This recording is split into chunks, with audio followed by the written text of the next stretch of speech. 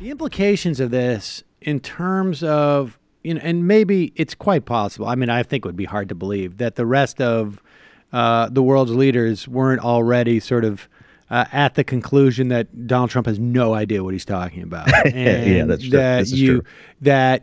But that has, I mean, that has implications, right? Like, I mean, I don't think that broadly speaking, we as just a general population are not terribly sensitive to foreign policy because we've always been on the we haven't been on the receiving end of a lot of decisions that are made around the world, right? I mean, the U.S. If anybody spent any time outside of the U.S., you get a lot more news about the U.S. in other countries than we do about other countries here, and part of the reason is just because we are the 800-pound gorilla. And so we're not necessarily sensitive to the implications of other countries saying, like, we can't trust the United States, the leader of the United States, and therefore we cannot trust the United States because the people elected this dude. And so there must be something really mentally wrong with that entire population. Like, that's the sign of a really unstable country, to elect a guy who is bragging about lying about knowing anything about what he's talking about. And at one point, and it may be 5 years down the road, 10 years down the road, 2 years down the road, who knows? It's going to start becoming apparent to us here, just sitting in our offices, that something's different because the rest of the world is functioning in a different way towards us. And I mean, at one point that's going to have implications, won't it? Right. No, I could see some immediate implications coming around the corner. Let's think about what's going to happen between President Trump and Kim Jong-un coming up in, I think, May. Any type of negotiations that they may be able to, let's set aside the fact of the spectacle around it, the potential disaster just because of the madness of Donald Trump. The fact that we have a president who can't keep his agreements. He's going to try to get us out of the Iranian nuclear deal now that he's getting rid of the barriers to that.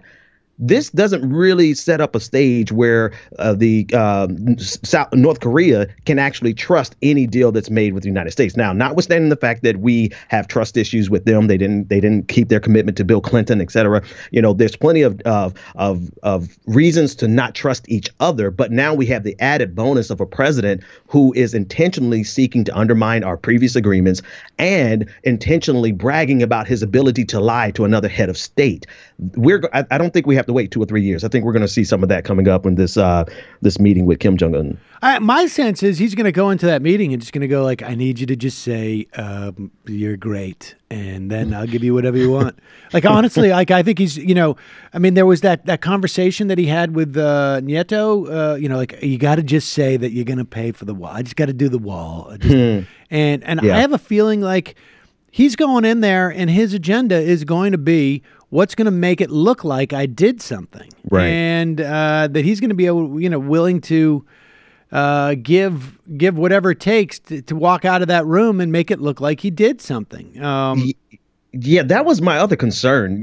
Is our national security apparatus really prepared for the president of the United States to go off the cuff and offer something that they may not be willing to offer? The quote unquote deep state. I'm kind of loath to say that word, but there are other forces underneath this, right? There are other considerations, but Donald Trump will completely go off script and do exactly what you said, Sam, and just offer something to make him look good.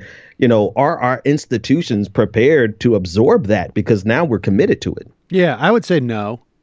That would be my guess. I mean, it's quite possible they may just ignore him. So I was just talking to somebody about the government shutdown, and I was told that for the first time that they'd gone down to D.C. They had a planned trip. They went to the museums, and all the museums, all the national museums were open. And she was asking, like, I thought you'd be closed because of the government shutdown. They said, no, we just decided not to pay attention. That's golden. They just stayed open for the first time because they were like, we're just not going to take it seriously. We're just like, there is a certain amount of, I guess, momentum and people just sort of saying like, we there's no point There's no point. They don't have the apparatus to make us, to punish us in any way. Anyways, like they just, I mean, because it's total disarray. But all right, let me just jump back to the domestic thing, because I know that you have some concern that, like, come 2020, the fact that there's no accounting, that Trump seems to be Teflon, that none of this stuff sticks to him. I think as we look to what happened in Pennsylvania, and I think, and we're seeing this at other places, I think the story about Donald Trump is that he has a sort of an authoritarian base that, like you say, he could shoot somebody in the face. He could shoot all of them in the face, I think. And if they still had the ability to get to the polling place, they would go and vote for him. But I think that what he does more than that is motivate the Democrats. I just think that, like, all of these things, they're, nobody's sitting and marinating in them, but they're just, adding a feather upon a feather upon a feather of a huge pile of feathers that now, like, reach the moon, and they're driving people to the polls. And you're not seeing a depressed, necessarily Republican turnout, but you're seeing an astronomical Democratic turnout. And so you're getting, Connor Lamb winning in Pennsylvania's 18th district. And I don't see that changing.